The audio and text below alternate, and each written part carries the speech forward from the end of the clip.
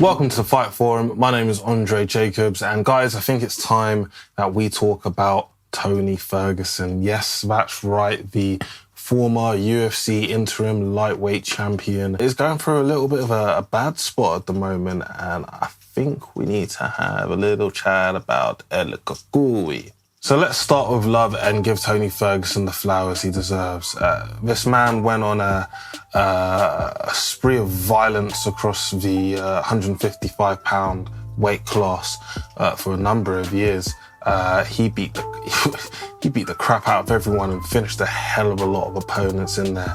And during that, he brought a lot of fans into his sort of like fandom. You know, people became fans of Tony Ferguson because of his style of fighting, his weird and kooky nature, and I imagine, of course, some of that is because he seemed like he would be the style matchup that would give Khabib Nurmagomedov the most problems that he's ever seen. As we all know, we never actually got to see that fight, but that is really where Tony's fandom came from, you know? The dude wasn't just a bunch of wicked fights. You can look back through his entire career on UFC Fight Pass and you'll be hard pressed to find a fight that you wouldn't be entertained by. You know, he was a savage. However, the same reason that we love Tony Ferguson is kind of the same reason why he's essentially on a decline at the moment. I love, and I'm assuming you love as well, all action fighters. Dudes who will throw anything and everything, will be creative, and most importantly, violent when they're competing. We love all those sort of guys, and Tony Ferguson is the absolute epitome of that. I can name countless wars that Tony Ferguson has been in. Anthony Pettis, war.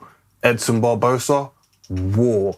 Rafael dos Anjos, war. Kevin Lee, pretty intense battle, regardless of the finish being in the second round. Kevin Lee was all over him in that first round, you know. Justin Gaethje, beatdown.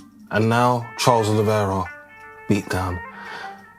For me, as talented as he is a fighter who has just been in way too many blood and guts wars, too many hard-fought battles. The reason why someone like Khabib, someone who was very much Tony Ferguson's rival, I guess you can call him a rival even though they never fought, was that Khabib's style promotes longevity in the sport. He takes you down, doesn't take any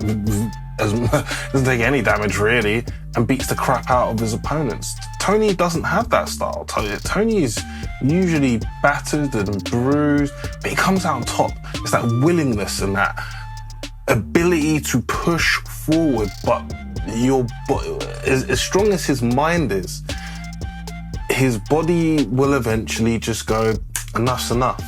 And I think we're seeing that right now. I don't want to take away from Charles Oliveira. His performance against Tony Ferguson was absolutely fantastic. The armbar, kiss the fingers, beautiful stuff. And if he'd have finished Tony Ferguson via submission, that would have been a huge plus on his side. However, just the sheer domination, I don't want to take away from Charles Oliveira. That was a great performance. However, I do feel that after the beatings that Tony has taken throughout his career, it's a decline. I think Justin Gaethje, I call these, I say that sometimes there are fights where a fighter's soul is taken, and they just can't get that momentum going anymore. They don't have that second, third and fourth gear because their body's just like, no, we don't. I know what happens when we go here, and it's never very good for me. I look at Robbie Lawler and Carlos Condit after their title fight. Neither man was the same again. Look at Junior Dos Santos after the second and third fight against Cain Velasquez. Never the same again. Some people obviously are able to sort of, not even deal with that sort of stuff, like Alistair Overeem. Dude's been knocked out more times than I've changed my underwear. That is not true. I change my underwear daily. and you should too, you nasty motherfucker. But you should look at Alistair Overeem. That dude's been knocked out so many times, yet he is still around. There are obviously exceptions to the rule. I just don't think Tony is one of those exceptions. I'm not trying to say that Tony Ferguson should retire. I still believe there are plenty of lightweights that he could compete against and defeat.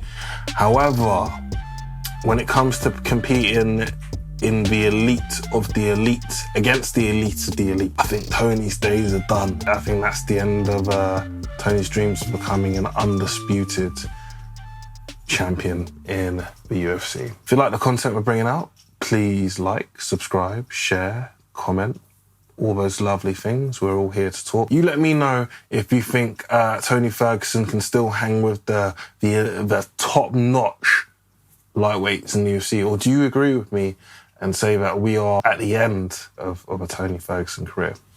Let me know. Take it easy. Peace.